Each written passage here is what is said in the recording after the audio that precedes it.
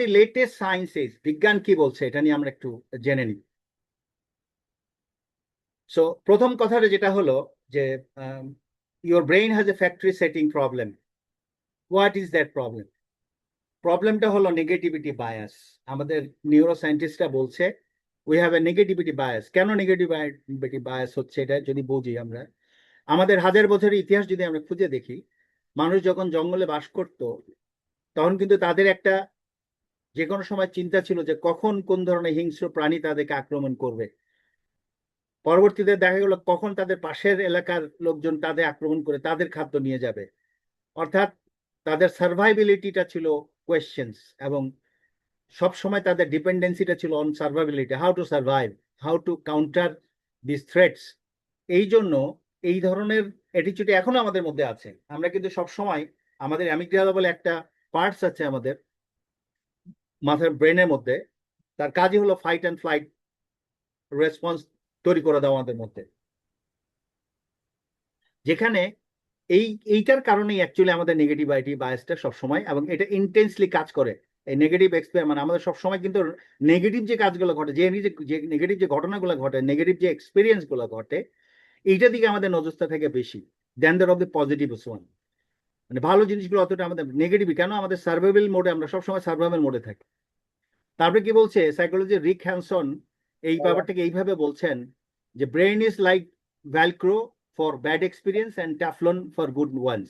তার মানে আমি বলতে যাচ্ছি ভ্যালক্রোটা কি, আমরা যখন অনেক জুতায় ভ্যালক্রো লাগাই, অথবা ব্যাগে ভ্যালক্রো লাগাই, অথবা কি বলে যে অনেক প্যান্টে আছে আমরা ভ্যালক্রো লাগাই, বা অনেক ওয়াচ আছে, ঘড়ি আছে ভ্যালক্রো লাগানো, অর্থাৎ ভ্যালক্রোটাকে লেগে থাকে, অর্থাৎ ব্যাড থিং স্টিক। এই ব্রেনটা এমন ভাবে করা আছে যে ব্যাড থিং গুলো স্টিক লেগে থাকার একটা টেন্ডেন্সি আছে। আর ট্যাফলনটা কি, পিছলা। আমাদের যেমন আমরা রান্না করি, যে নন স্টিক যেভাবে কাজ করে সেইটাকে ট্যাফলন বলা হয়। অর্থাৎ ভালো জিনিস পিছলায় যায়, খারাপ জিনিস স্টিক করে, গুড থিংস স্লাইড অফ। এইটাকে উনি সাইকোলজিস্ট রিক হ্যানসন বলেছেন। এই সার্ভাইভাল মোডে থাকার জন্য এই সায়েন্স বলছে এই কারণে আমাদের ব্যাড থিংস গুলো স্টিক করে, এবং ভালো জিনিসগুলা স্লাইড অফ হয়ে যায়। সো এইটা কি বলছে যে this explains why you can receive 50 encouraging messages and one critical one. Like দেখা গেল যে আপনারা কেউ হয়তো একটা ফেসবুকে একটা পোস্ট দিয়েছেন, এর ভিতরে হয়তো দেখা গেল যে অনেকগুলো এনকারেজিং পোস্ট আসছে, এনকারেজিং মেসেজ আসছে, রিপ্লাই আসছে। একজন হয়তো কোনোভাবে একটা ক্রিটিক্যাল ওয়ান এমন কিছু বলে দিল, এখন আপনি ওই 50টা ভালো মেসেজ আসছে এটা নিয়ে নট বদার্ড। এই কেন এটা দিল, I have seen in my house, আমার মেয়ে দেখেছি, ওই একটা পোস্ট কেন দিল এইটা নিয়ে সে এখন তার ঘুম হারামতে এবং মানে মন খারাপ করে। তারপরে যখন তাকে অন্যান্যগুলো পড়ে শোনাই তখন হে হে করে হাসে, এটা তো খেয়াল করিনি বাবা, ভালো বললাম যে তুমি একটা দিকে কেন নজর দিচ্ছ। সো এই ক্রিটিক্যাল গুলোকে মাথায় রাখা যাবে না। আমাদের ভিতরে অনেক ভালো আছে, আল্লাহ সুবহানাহু ওয়া তাআলা আমাদেরকে এই দুনিয়াতে পাঠিয়েছেন, আমাদের রহমত বরকত শেষ নাই, কিন্তু আমরা সব সময় এই এই কারণে, এই নেগেটিভ বায়াসের কারণে সব সময় আমাদের ভিতরে নেগেটিভ যে জিনিসগুলো স্টিক হয়ে থাকে, ভালোর দিকে আমাদের নজরটা থাকে না। এই জন্য gratitude practice is how you override this factory settings. অর্থাৎ আমরা যদি রেগুলার ভিত্তিতে এই গ্র্যাটিটিউড প্র্যাকটিসকে, যেগুলো বলেছি বিভিন্ন আঙ্গিকে বিভিন্ন পার্সপেক্টিভে, এটা যদি চর্চার মধ্যে ফেলে দিই আমরা, তাহলে যে ওভাররাইডিং যে ফ্যাক্টরি তৈরি আছে, ফ্যাক্টরি সেটিং প্রবলেম আছে আমাদের ব্রেনে, এটা কিন্তু আমরা ওভাররাইড করতে পারবো। তার মানে কি, এই টোটাল গ্র্যাটিটিউড প্র্যাকটিসটাকে যখন আমাদের অভ্যাসে পরিণত করে নিব, তখন কিন্তু আমাদের যে নিউরাল আর্কিটেকচার আছে, ব্রেনের যে নিউরাল পাথওয়ে আছে, এটা রিরাইট হবে এবং রিওয়্যার হবে, এবং আলটিমেটলি আমরা যে জিনিসটা চাচ্ছি, আমাদের যে expectation, positivity in our life, positive growth in our life, happiness in our life, fulfilment in life, এটা সম্ভব হবে। ওকে, নাও অন্য অ্যাসপেক্টে দেখি, পজিটিভ অ্যাসপেক্টে দেখি যে neuroscience numbers, this is not soft science, মানে neuroscience is not a soft science.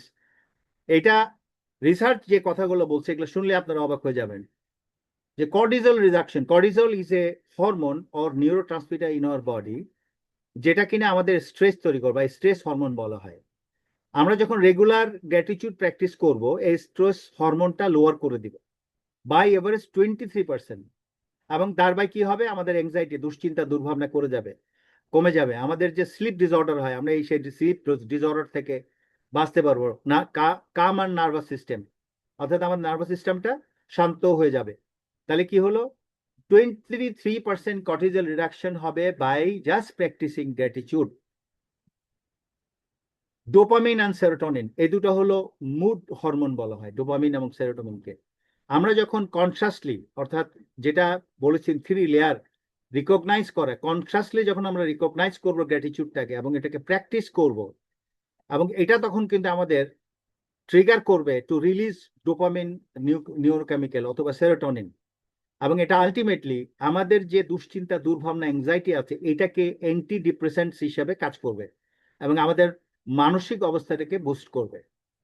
আরো কি বলছে সায়েন্স বা আমাদের রিসার্চ? Brain structure change. একটা 2025 সালে অকলা, ইউসিএলএ, এফএমআরআই একটা প্রতিষ্ঠান যারা ব্রেন নিয়ে রিসার্চ করে, তারা বলছে যে people who journaled gratitude daily for 21 days showed physically thicker reward processing areas in the prefrontal cortex. You are changing your brain's hardware. অর্থাৎ স্টাডি বলছে কেউ যদি কন্টিনিউয়াসলি 21 দিনের জন্য কন্টিনিউয়াসলি তাদের এই জার্নালিং করে, গ্র্যাটিটিউড জার্নাল, অর্থাৎ সে যা কিছু পজিটিভিটি তার ভিতরে আছে, যা কিছু ব্লেসিং সে পেয়েছে, যা কিছু গুড তার সে দেখতে পেয়েছে, সেটাকে যখন সে জার্নালিং করবে, তখন আমাদের যে সামনের ব্রেনের যে সামনের অংশ, যেটাকে প্রিফ্রন্টাল কর্টেক্স বলে, এখানে একটা সুন্দর একটা দাগ বসে যায় বা একটা পরিবর্তন আসে, অর্থাৎ আমাদের ব্রেনের যে হার্ডওয়্যার এটা পরিবর্তন হয়।